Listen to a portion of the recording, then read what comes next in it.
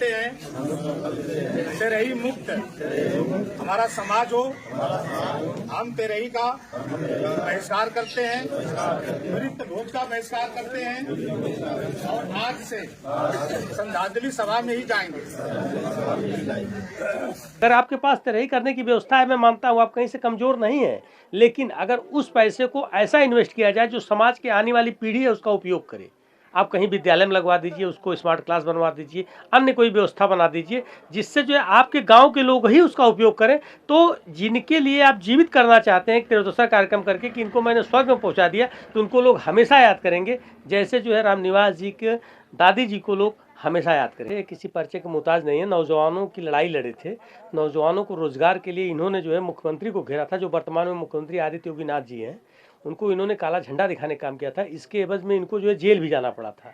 और दूसरा काम ये कर रहे हैं कि इस क्षेत्र में जहाँ पर जो है रूढ़वादी व्यवस्था चल रही है, त्रयोदशा कार्यक्रम जो है चल रहा है, रूढ़वादी व्यवस्था चल रही है, इस रूढ़वादी व्यवस्था के खिलाफ इन्होंने जो है तेरही न करने का संकल्प लिया है। यह सर प्रेरणा कहाँ से मिली आपको? सबसे पहले मैं आपको धन्यवाद देता हूं कि पहली कल आपको मैंने फ़ोन किया कि भैया मैं तेरही बहिष्कार का कार्यक्रम कर रहा हूं, तो आपने कहा बहुत अच्छा, बहुत सराहना दिया। आप जैसे लोगों से हमें प्रेरणा मिलती है, आपने बहुत इसको सराहा। लेकिन कुछ समाज में ऐसे तत्व हैं जो बहुत हमें सहना भी पड़ रहा है। आज लोग कह रहे हैं कि बहुत शाबाशी की हो बेटा, शाबाशी के लायक काम की हो। लेकिन मैं आज अंदर से अपने को ये कह रहा था कि कहीं मैं गलत कदम नहीं उठाने जा रहा हूँ। लेकिन आप जैसे समाज में चलने वाले लोग, आप लोगों ने मुझे साथ दिया कि नहीं बेटा बहुत अच्छा काम है, इसके लिए मैं आप सबका धन्यवाद देता हूँ।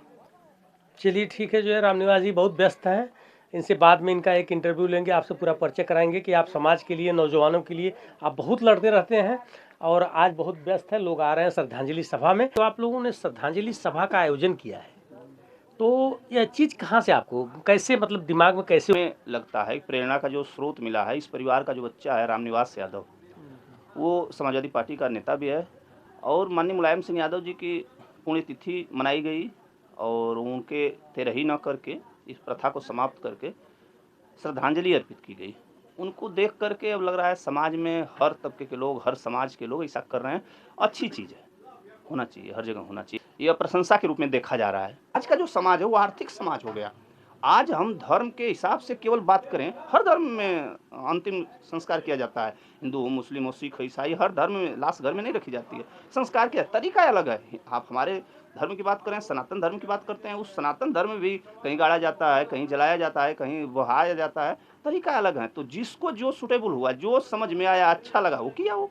तो अब धीरे धीरे प्रथा में आ रहा है कि ये अतिरिक्त खर्च हो रहा है, ये ब्रेन हेमरेज का कारण बन रही है तेरही। यह आत्महत्या कर रहे हैं लोग, उधार लेकर के किया जा रहा है। तो इसको अच्छा पहल है ये, आर्थिक रूप से कम कोई कर्जा नहीं होगा किसी पे। इस तरह का छोटा सा कार्यक्रम करके समाप्त भी कर लिया जाए, श्रद्धा सुमन अर्पित करके माँ के लिए समर्पित भी है, सब कुछ होगा जाएगा। जो कुरान में अगर बातें की जा रही हैं, कुरान का भी पूरा हो जाएगा और सारी व्यवस्थाएं हो जाएंगी।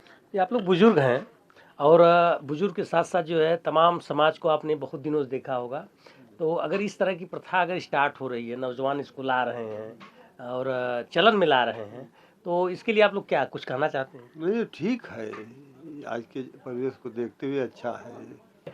रामनिवास जी को बहुत बहुत धन्यवाद देता हूँ, बधाई दे रहा हूँ। मैं बता दे रहा हूँ एक लोग, क्योंकि उनके घर 3 मास्टर थे और पैसा की कोई कमी नहीं थी और उन्होंने तेरही नहीं किया। जो गरीब लोग हैं वो लोग कर्जा लेके और सूद पर लेके तेरही कर रहे हैं और जो समाज पे इस पे असर पड़ रहा है, इससे लोग पीछे जा रहे हैं कि बेरोजगारी कितना है, महंगाई कितना है। इस महंगाई से ये आम जनता पर पूरा लोड पड़ रहा है और जो बड़े लोग तेरही कर रहे हैं, जिसको पास सामर्थ्य है वो लोग तो कर रहे हैं और छोटे लोग देख के उसको अपने कर्जा में जा रहे हैं। श्रद्धांजलि सभा आज के समाज में जो चल रही है वह इस दृष्टि से चल रही है कि हमारे जो गांव के लोग हैं वह बहुत ही करीब गरीब किस्म के हुआ करते हैं।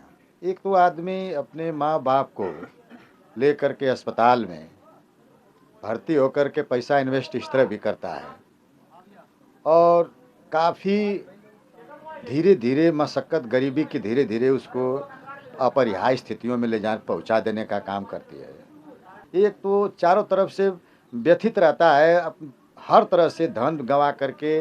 ये मान लीजिए पुराने लोग मर जाते हैं, उनकी तो अलग बात है, लेकिन जो लोग कैंसर से, चाहे किसी भी ऐसे रोग से पीड़ित हुआ करते हैं और अस्पताल में भर्ती हो जाते हैं। डॉक्टर लोग उनका बहुत काफ़ी पैसा इधर उधर उनका खर्च हो जाया करता है। हम लोग समाज में इस तरह से सोच रहे हैं कि श्रद्धांजलि के माध्यम से समाज में मृत्यु भोज को धीरे धीरे कम किया जाए। इससे बहुत कुछ समाज को मिलेगा। चलिए सर, ठीक है, जो है धन्यवाद। जो है मैं यहीं बगल में गोपालापुर गांव था, मैं वहां पर गया था। जो है वहां के टीचर्स के पुत्र की जो है किसी तरह बीमारी से मृत्यु हो गई थी। उन्होंने एक कार्य बहुत अच्छा किया था। तेरही कार्यक्रम को ब्लॉक करके उन्होंने अपने गांव के प्राथमिक विद्यालय में स्मार्ट क्लास और डेस्क बेंच देने का काम किया। उनके पास व्यवस्था थी, ये सब देने का प्रयास किए। जो है इस तरह जो है आप सभी लोगों का मैं तहे दिल से धन्यवाद दे रहा हूं कि आप लोग जिस भी परिवेश में आकर श्रद्धांजलि सभा करवा रहे हैं, किसी की वजह से हो रहा है, यह बहुत ही अच्छा है। और सबसे इससे ज़्यादा अच्छा ये है कि अगर जिसकी अब व्यवस्था अगर हो तो कहीं पर देकर जो है आने वाले जनरेशन को उस चीज़ का लाभ मिले।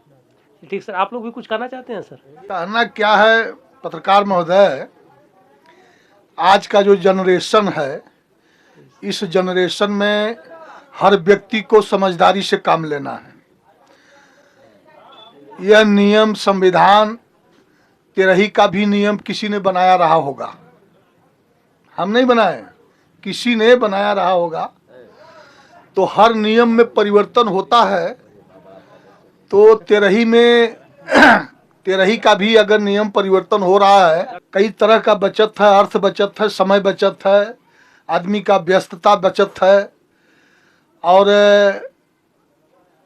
जो जनरेशन चल रहा है इस समय, आने वाली पीढ़ियां और इस पे विचार करेंगी तो तमाम समस्याएं दूर हो सकती हैं इससे। सैदपुर के डॉक्टर साहब नौजवान का आइकान है, मैं उनसे जानना चाहता हूँ। इस समय रामनिवास जी के घर पे आए हुए हैं। सर जी कुछ कहिए आप भी।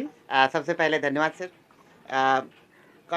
कल या परसों रामनिवास भाई हमारे यहाँ कार्ड लेके गए, और जैसे ही रामनिवास भाई ने कहा कि श्रद्धांजलि के लिए, और विश्वास करिए मैं रामनिवास भाई को गले से लगा के जिस तरीके से उन्होंने कहा, मैंने उनकी हौसला बढ़ाया कि वाकई में ये बहुत ही काबिले तारीफ़ है कि नेक पहल आपने किया।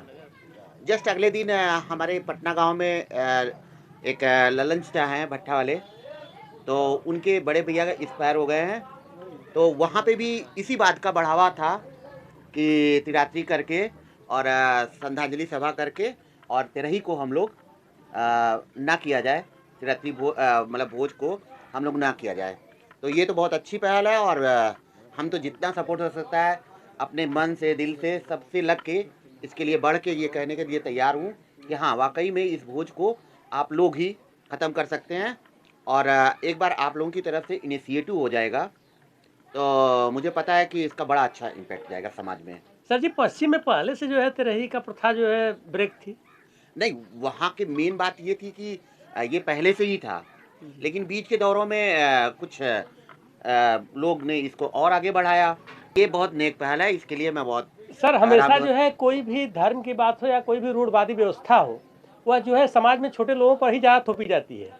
इसका पहल अगर आप लोग समाज के अगुआ हैं बिल्कुल बिल्कुल तो भाई, और निश्चित रूप से जो है इसका बहुत अच्छा इम्पैक्ट सार्थकता जाएगा। मिलेगी।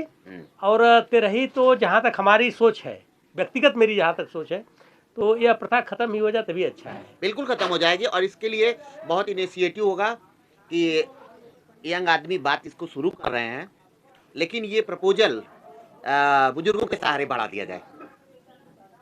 जो गांव के या घर के जो बुजुर्ग आदमी हैं इसको इनिशिएट करेंगे तो इसमें अच्छा लगेगा, महत्व भी अच्छा हो जाएगा, और ये बहुत जरूरी है। चलिए सर, ठीक है, धन्यवाद।